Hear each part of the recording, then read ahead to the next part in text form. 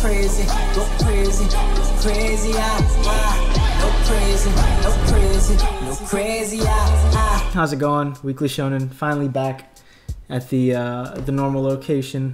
I'm not traveling around anymore, so it feels really good to be back. A little more tired to do this review, but I'm still in recovery mode. But let's just jump right into it since I'm already like a couple of days late on this thing. And I guess we'll start out with My Hero 356. I actually like the title for this. I never really paid attention to My Hero titles. This one's called Regarding the Enemy. And it's nice because it's like the ending of it.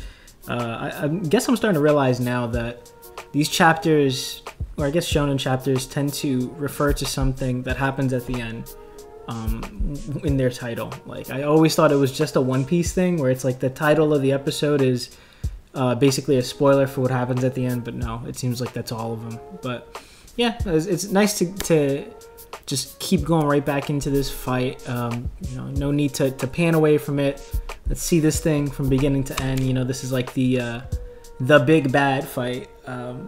Well, I guess second big bad now, right? Because clearly if he's taken out now, then it means that Shigaraki's, of course, the biggest threat here. And he's always has been, but like, the mastermind behind everything. It's like, if we see him go down now, it's like, it's a huge thing. We saw all like the news of Dabi's defeat go around, and that kind of like boosted the morale of the other heroes. So if they hear the AFO is also down, then it's just like, gives everyone a nice push into Shigaraki, where approximately half of the heroes will probably be killed anyway. So it's nice. We got some quick confirmation on all the people who were infuriated last week, talking about, oh, I can't believe someone like Jiro could harm AFO. We got confirmation it's actually not her that damaged him.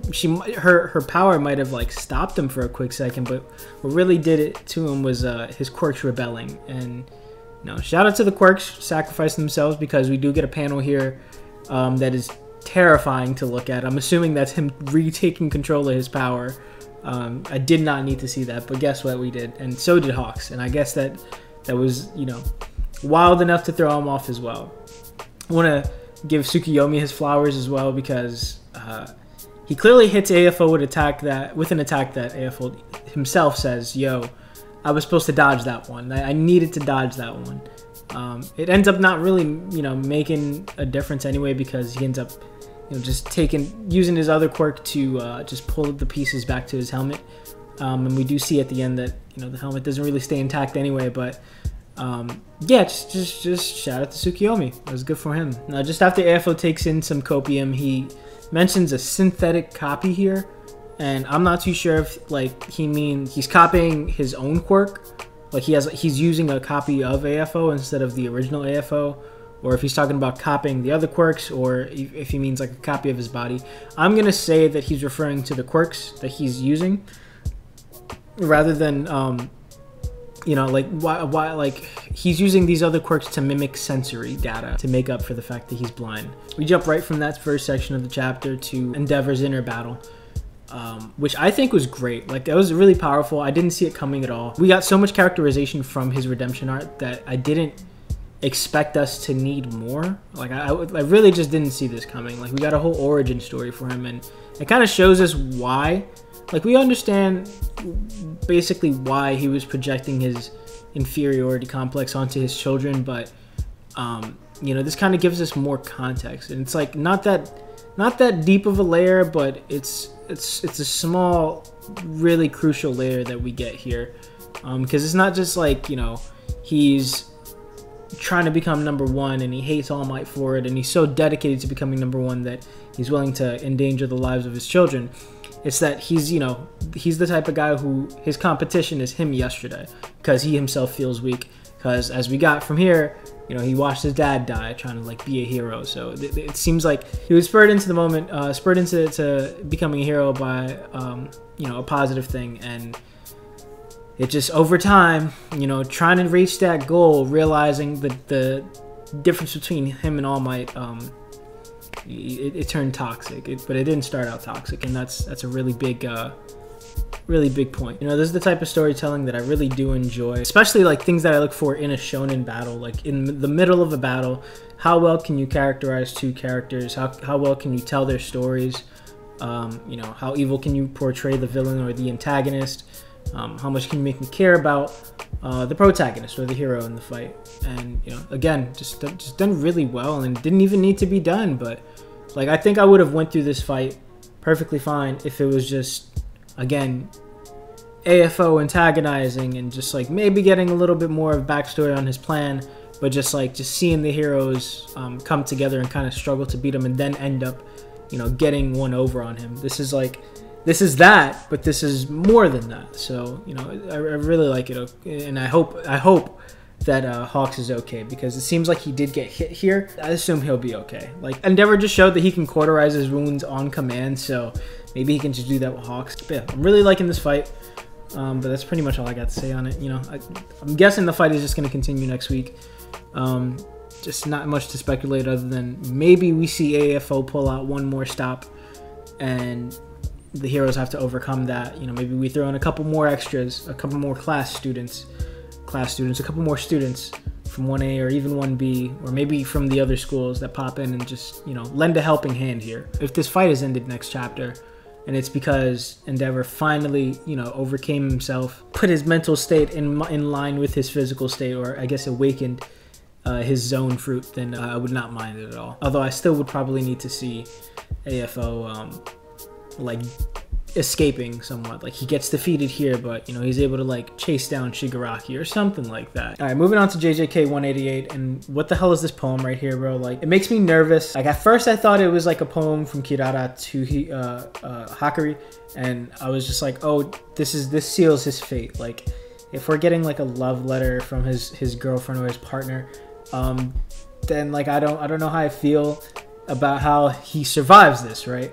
But you know, saner heads prevailed, and I realized two things. One, if Hakari dies, then that means Panda also dies, because there will be no one to save him, unless Charlie somehow pops up, right? And in the midst of all this battle, he's just secured Panda, and Hakari somewhat won him over. I doubt that's the case, because the more likely scenario is that these are just the lyrics to the song that's playing, the J-pop song that plays during his jackpot. Some of the lyrics here, I'll put them on screen. Some of the lyrics do make me a little nervous though, but I guess it's just to continue on with that effect of making us wonder. Like, this is a gambler, the restless gambler, sorry.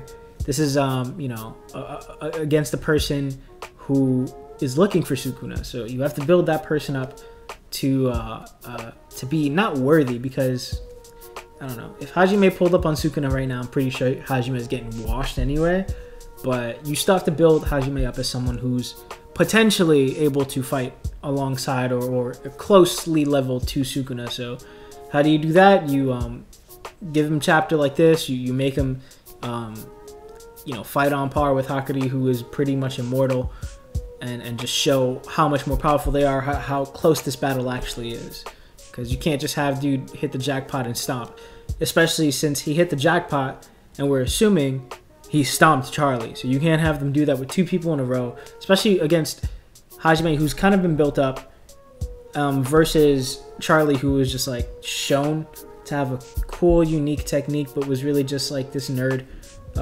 Nothing against nerds. But like, really just like this dude who wasn't going to beat Hakari at all. That fight was to prove how strong Hakari is, and then this fight was to prove how strong Hajime is, and then make it as close as possible. So it's really on par. Like, Akutami is really good at doing this. Like, this is, again, I called how this was going to be kind of a flex from him in terms of how to write a fight, how to write characters in a fight. And, you know, we're getting that. It's not as meta as I wanted it to be, but we're still getting a really good lesson on how to keep the fight, how to keep the intensity of a fight. So I appreciate that. Pretenses aside, this chapter starts off with Hakari and Hajime just playing catch with a container. Like, they just keep hitting it back and forth until it just becomes flattened. And then Hajime gets the quick instinct move here, which is to take a piece of it and try to like slap Hakari's head off. And hey, I'm all for playing dirty, especially since we get this really important tip about cursed energy and like reverse curse technique and just healing in general with it. We only get that because Hajime tries to take off Hakury's head, and you know, he kind of explains his move there. Also, what the hell is this? What is this supposed to mean? Hakury goes on to deduce that Hajime's thunder attack or lightning attack needs some time to charge up, which he might be right about. But you know, it could also be the fact that, you know, he just needed to charge up from the distance. This final attack that he had, or I guess not final. I'm pretty sure Hajime's still got plenty in the tank. But like this final attack that we see at the end, I'm assuming that's just the case. You know, he's just trying to charge up for distance. Or Hakury could just be totally right, and you know, he just can't use this thunder thing over and over again. Again, the difference between him and Sukuna, I'm sure Sukuna can just as much as he wants, right?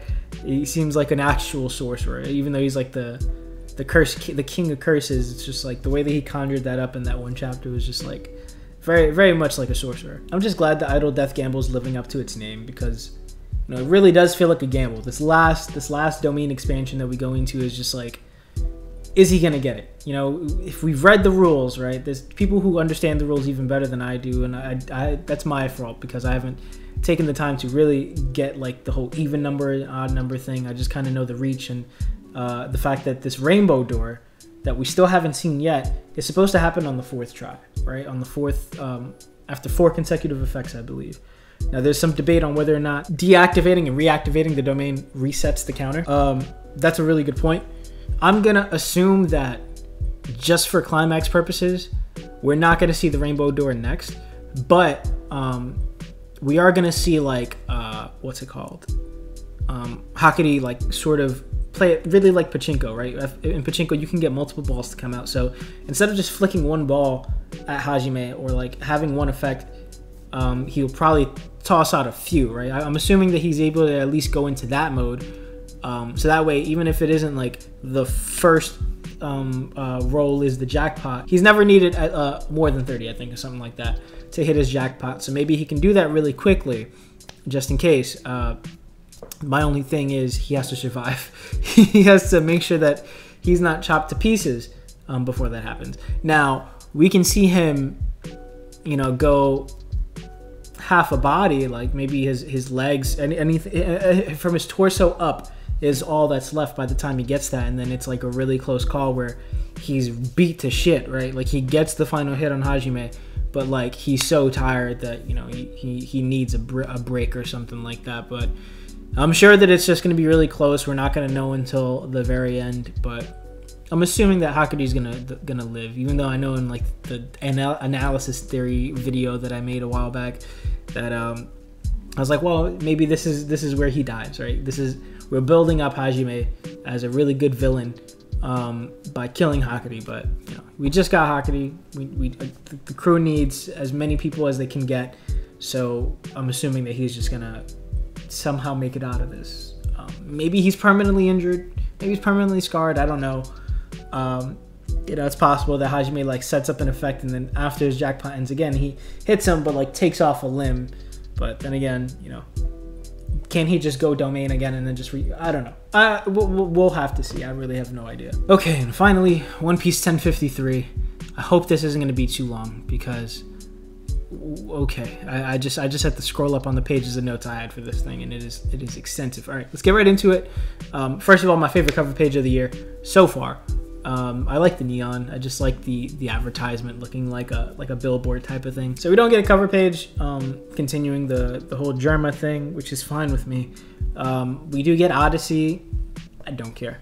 I have not played a single One Piece game, and I don't, you know, expect myself ever to. First question though, why is the world government trying to remove the D from Luffy's name? Like it seems like they're way too incompetent at this point, because this is something they probably should have done forever, right? Like, they should have done it for Blackbeard when he became a Yonko. They should have done it for Luffy immediately. Like, if they're already like covering up the D initial because of Roger, and they're so focused on Roger's effect on the world, they've got to see the Great Age of Piracy continue out for like what, 20 years now. You would think that they'd be removing initials from important initials from people's names for a while now. So this is really, really dumb. especially when you consider Dragon is still Monkey D.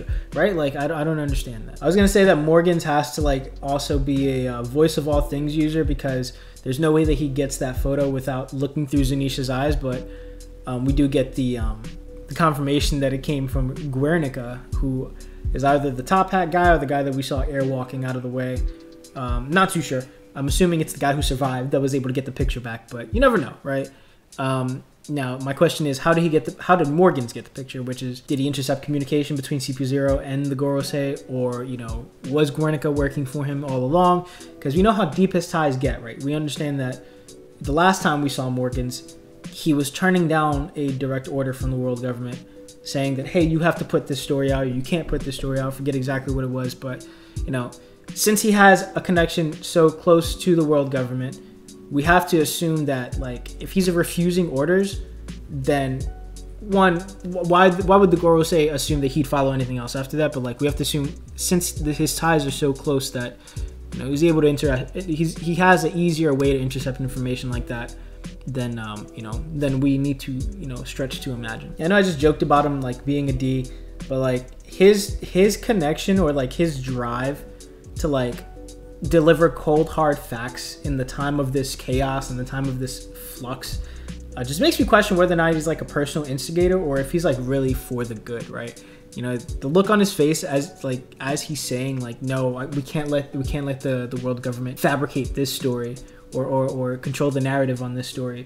It kind of looks like someone who's, like, trying to fulfill a duty, not just someone who's, like, trying to have integrity in the work that he's doing. It's like, no, I have to really give the truth. And even though the last time we saw him, he was just like, we have to spin the lies. It's like we have to make it so that, you know, the story about Sabo is, like, a lie or whatever. But part of me wonders, like, if that's him, if that's Morgans himself speaking, or if that's Oda, you know, speaking directly to the audience to say, I can't give you everything. I can't give you the cold hard facts all the time, but you know, I'll give you some of the facts now. And I'm just not a fan of all of the facts, is all it is. Like, you know, Buggy, for example.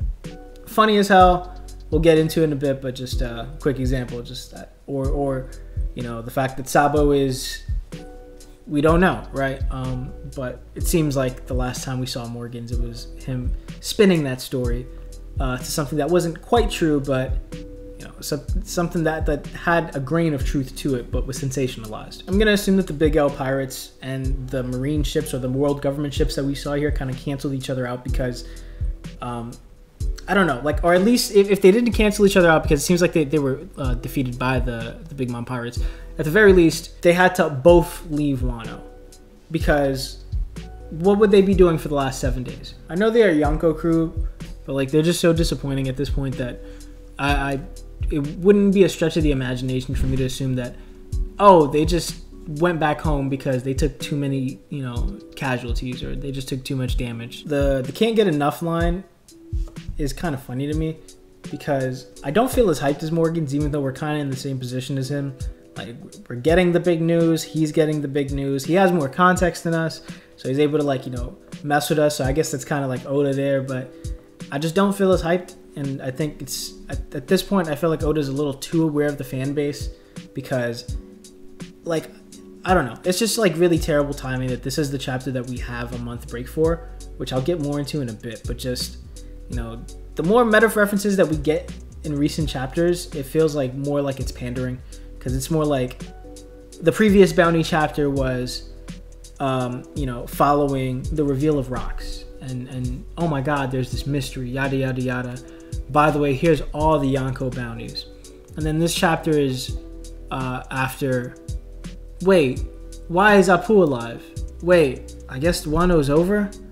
Wait, okay, I guess we're getting bounties now. It kind of feels more like, here's your damn bounty chapter, like, enjoy. Like, I don't know. Like, part of me is, like, happy to see this news, but other part of me is just like, the last time we got, you know, a big news chapter, last time we got bounty reveals was, like, so much more, like, game breaking, game changing for us. So maybe it's just like, you know, you can't meet that hype again. You can't meet the hype of the Pirate King's bounty. Yeah, I just don't know. I think I'm happy to see Luffy become a Yonko. I'm glad to see the rest of the bounties. It's hilarious to see Buggy as an emperor, but it's just you know, for the big news chapter that we all been waiting for. Like, you've seen the memes, like what real One Piece readers look forward to at the end of the arc. It's just like, this is like my least hyped part of the chapter, I think. And just to kind of go on that, my favorite part of the chapter, I guess my most hyped moment of the chapter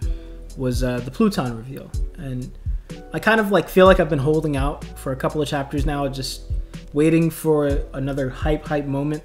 And I think last chance, unless we get like a reveal from Ryokogyu or like some type of wild fight, then like my last chance on that idea is probably like someone reading the news to Luffy, or like the crew realizing what's been happening outside, like what happened at the Reverie, like all this stuff.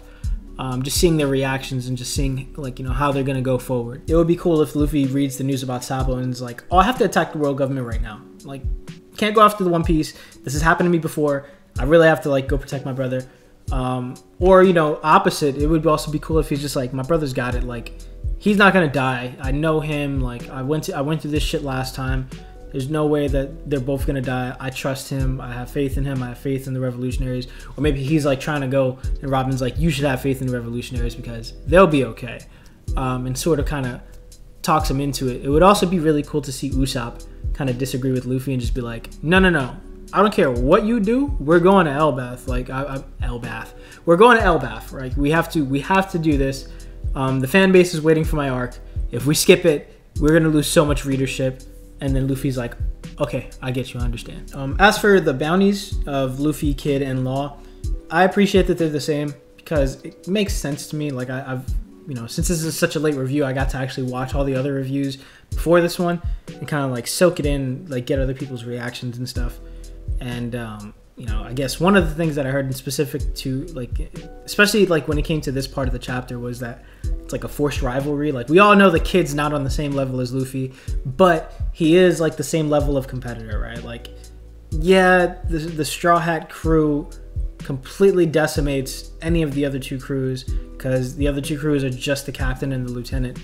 But like, I mean, one, we haven't seen what Kid's crew can do. That's just copium. Like, I don't know what he does, but like, and what the other person's name is, but like, I assume that he has a decent crew. Whereas Law literally just has Beppo, and Beppo is ass. So at least I give, you know, Kid his credit because while in Udon, he was able to push Luffy to a higher level. Even with Law, Law's been right next to Luffy this whole time. He's been on the journey with him. So like, he's been able to push Luffy. It's just like, not in terms of like their actual power level or their real feats, even though Luffy and Law were able to also take down Yonko. Like, it's like, they're still on the same level, like, we have to admit that, but clearly we know, based off of Gear 5 alone, and Conqueror's Haki, right? Like, or the advanced Conqueror's Haki, that, you know, there's still a gap, right? Like, it's like, even if Kid is the Vegeta to Luffy's Goku, then we know that there's always like, anytime one gets a step closer, the other one always just pushes further. And the problem with Kid, the reason the fandom will not admit that, is because he's never taken a step close to Luffy. The closest that he's gotten to him was like them being on even playing field in Udon, but that was like without Devil Fruit abilities. Like, and then we got the Haki comparison. It's like literally just in terms of raw strength, they might be equal, but in terms of like, you know, development of their techniques, Luffy's leagues ahead, and Law doesn't need to be leagues ahead. He has maybe lower stamina than the other two. That's probably a headcanon thing, but I'm just gonna assume that's the case. But his Devil Fruit makes up for it, or almost makes up for it. So, you know, obviously we have the other competitors to the One Piece, which is like Blackbeard and Shanks. But Shanks, you know, I feel like he's more invested in Luffy's success than his own. Or like, if he has his own success, it's not for the One Piece, it's to make sure that Luffy gets there or something like that. And I guess we have to count Buggy now, but come on now. Sukiyaki's reveal here reminded me of the Obito reveal from Naruto, and that was because we all saw it coming. Like, we all were just waiting at this point for it to happen, and that the Obito reveal was due to like I don't know if there was a one specific person who came out with a theory at the time, but I remember it was just due to the fandom just kind of like realizing it over the years. This time it was due to Randy Troy, apparently. Like, he was the one who came out with the theory, and I've been watching him for a while. I just didn't realize it was him who came out with the theory first, but it's just like, damn. I guess that's the reason why in the back of my head I've always been like, this is the dumbest mask to have on. Like, why does he even have a mask on? Like, we know it's him. Yeah, shout out to Randy for that. But yeah, we were all just kind of waiting for this reveal. I guess it makes sense why he has a mask on, because he doesn't want to reveal himself to Momo. It's not that he's hiding from the Beast Pirates. It's more so just like, hey, I need to make sure I'm good type of thing, because pretty sure he could have shown his face to Tama and she wouldn't have known who the hell he was anyway. The only question I have for it after that is just like, why is he alive? Like, why didn't Orochi just kill him? Like, did Higurashi require the person whose face she's copying to be alive to still use their face? Like, that makes sense. And then if so, like, once she was killed, or like once, you know, they got the one up on Oden, or once Orochi became Shogun, why didn't you just kill him then? And I guess my only answer to that is just like, maybe Orochi's the type of evil idiot that would keep the previous Shogun alive just to be like, haha, look what I'm doing to your country, and just rub it in his face, because, like, you know, he's such a coward that, like, he might not be able to unleash him and beat him, but he could also just be like, yo, at least I can torture you in the meantime, you know, something like that. That's still, like, kind of weird. I guess the silver lining here, other than, you know, the reveal of Pluton, is just that now he can teach Momo, or whoever needs to learn it, you know, the scripture of the poneglyphs.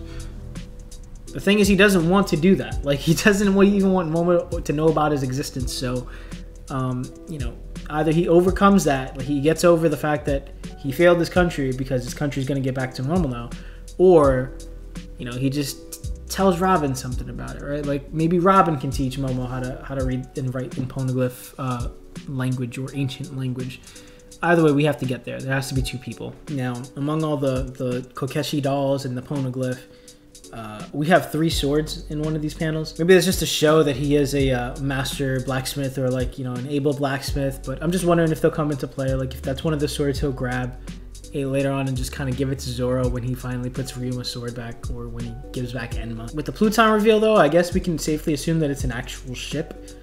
Whether or not it's, you know, above in a sky island, you know, above the capital, or inside the volcano, or somewhere underneath in a cave in Wano, right? Because we did have where the ships were kept. No, actually, bullshit. That's definitely not the case, that third one.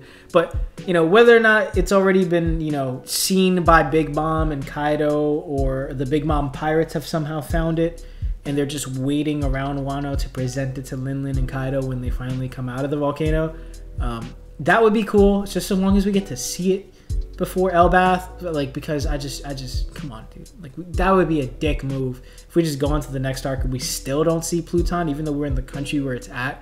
Like, that would be at a certain point, you know, how Oda just, you know, drags on the mystery. That would be like him dragging it on too long. Like, we can at least see the damn ship, bro. You can show it to us. It's fine.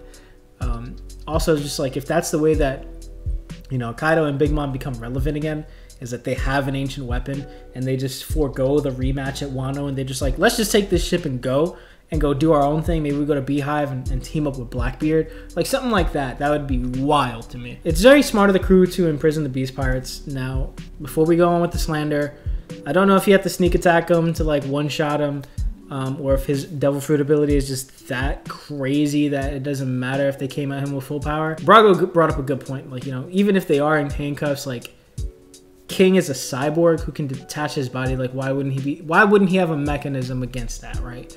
So either way, handcuffs or not, there should have been a way out of that for them, especially being the ones who designed the prison. Either way, it doesn't matter, because we have an admiral who just shit onto first Yonko commanders. And I find that amusing, because even though Marco was like getting so much praise for being able to like deal with them for a matter of time, he wasn't able to take them out as easily. So he wasn't able to take them out at all, and Ryokogyu was able to just pack them up real quick. So gotta give him some credit there. And we finally get to see him, which is awesome. I'm assuming he's mastered Ryo, because Ryo is literally in his name, and he has a black blade, or what looks like a black blade. and I'm hoping that he is from the land of Wano, so that we can just go, okay, cool, we have a fight for Zoro. We have some type of clash where we can finally give Zoro some relevance, because please, for the love of God, Oda, we need it. Act 1 or Act 2 was like dedicated to like setting up Zoro for this whole thing, and then it was just like, oh no, we just gave him, you know, Conqueror's Haki. Like, it was a hype moment for sure, both times, right? Like him activating it in the King fight and him activating it to cut Kaido, and also like, you know, we get the flashback, but like, we need more, man. Like it really did feel like a flop for Zoro's like character arc. So even if we do get like him returning to Ryuma's grave and you know, getting a hold of his Shimotsuki past, it still feel like a little like falling flat in my eyes, because it's like, dude, this is supposed to be the arc of, not supposed to be, but like this felt like this was going to be Zoro's arc, and we did get to see him flex a few times, but it's like, as a Shimotsuki, someone who's of that land, like Luffy's the one who they're comparing to Ryuma is just wild to me. It's a wild concept, but whatever. There's also a nice little moment for Oda to speak to us again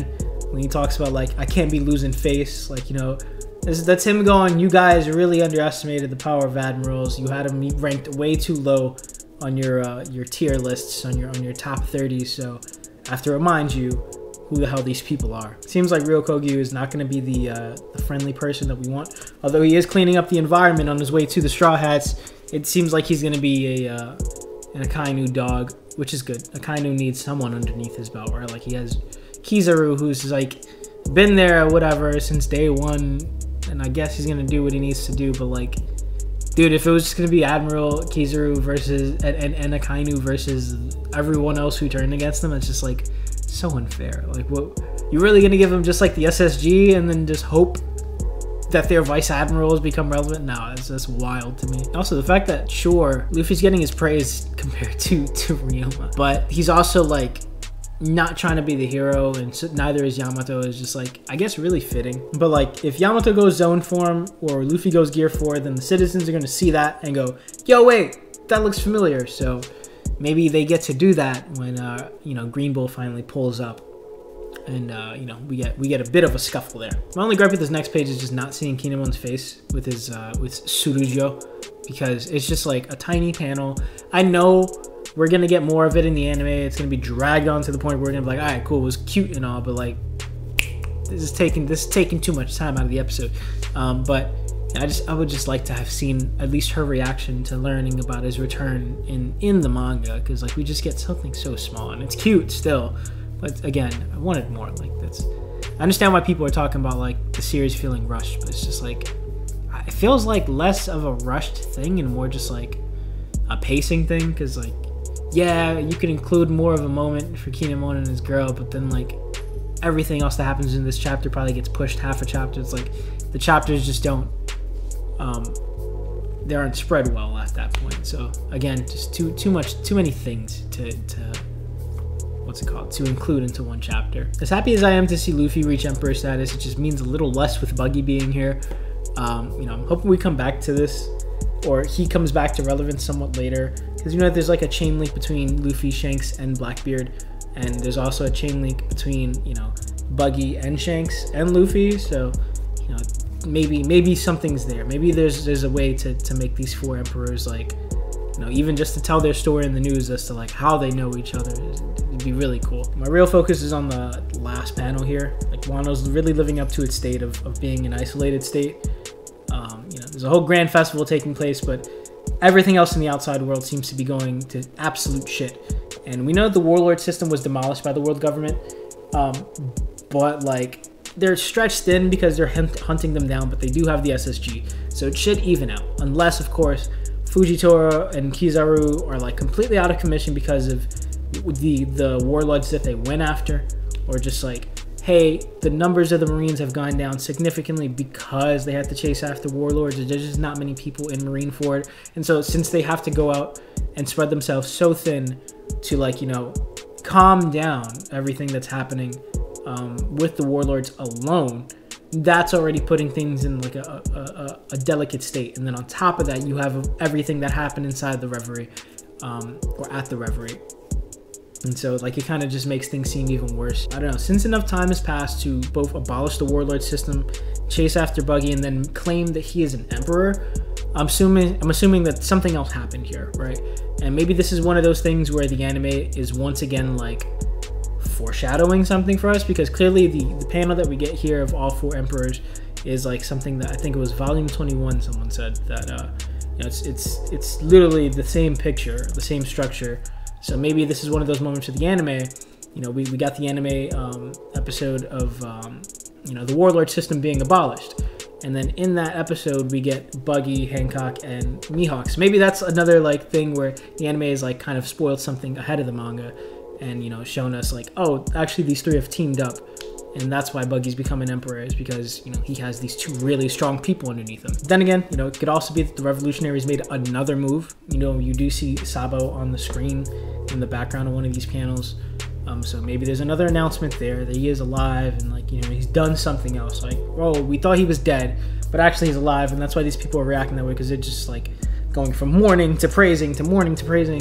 And also, wait, who's he attacking? Like, this is crazy. You know? Either way, I'm really looking forward to next chapter. I like that we see Luffy's reaction to becoming emperor, but I want to see his reaction to the rest of the stuff, like I said. And you know, with Kid here already like trying to fight him, trying to take him down, it's perfect because, you know, we do have Green Bull pulling up. So as long as they're in a fighting mood, if they're like sparring with each other, warming each other up, then when, you know, Green Bull pulls up, maybe that's a way for them to go, okay, we're already kind of warmed up, we can fight this guy now. Or maybe that's his out into like really getting the better of them. Like, they're focused on each other, he swoops in real quick, stab, you know, suck life force. Now I have them detained.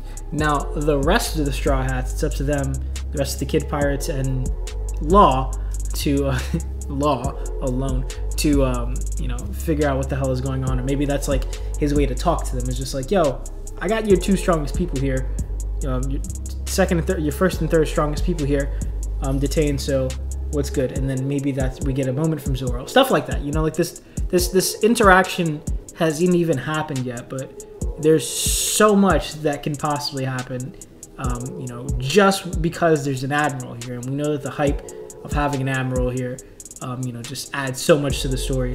But you know, this specific scenario where it's like they're literally celebrating the battle, they're sort of recovered, pretty much recovered, right? So we've never seen it like this before, so I'm really excited to see what's gonna happen. Yeah, that's pretty much all I got. Again, really late review.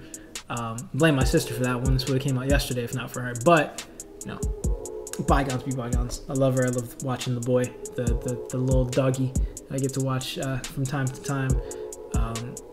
I was in Europe, and then I was also upstate, so I've been everywhere but home. So I'm just glad to finally be back and to get this review out. In the meantime, you know, my name is Shonen, and you know, hope you have a great rest of the week. I'll see you very soon, because we got, you know, another 2 chapters dropping on Sunday, and I'm gonna try to put out a retrospective on Wano, like a nice video just to talk about what we learned. So I'll be spending the rest of the week just kind of rereading and just trying to, you know, take it in. You know, we've seen the chapter to chapter. Now it's time to see what the full read through feels like. So, you know, it's been good talking to you. It's been great to be back, and so I will see you soon again. Have a great day, and bye.